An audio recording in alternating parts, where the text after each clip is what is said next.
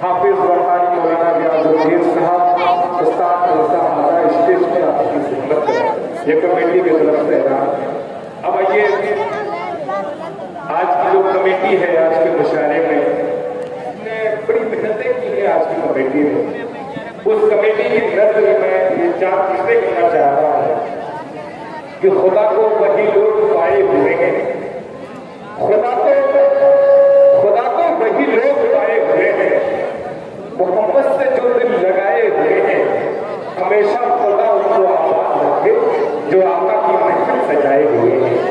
तो ये जो आपकी मस्जिद सजाई है, आपकी महफिल सजाई है, वो मुबारकबाद जो मुस्तहिक है, उन्होंने बहुत अच्छा काम किया है। अब आइए एक शायर को अपने दरमियान पेश करने जा रहा हूँ। आप ही के एक गाँव से ताल्लुक, आप ही के इलाके का रहने वाला मैं राशिद वलीद कोई से मुल्तमिस हूँ, वो अपने कलाम से मकसद करवा दें। राशिद वलीद कोई भाई,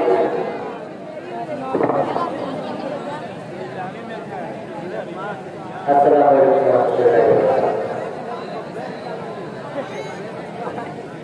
आज का नाम क्या मसाला क्या नाम क्या मसाला जैसे दारत फरमा रहे हैं जनाब हाफिज उस्मान साहब और नाम क्या मसाला रजब नजीब शेरवानी साहब।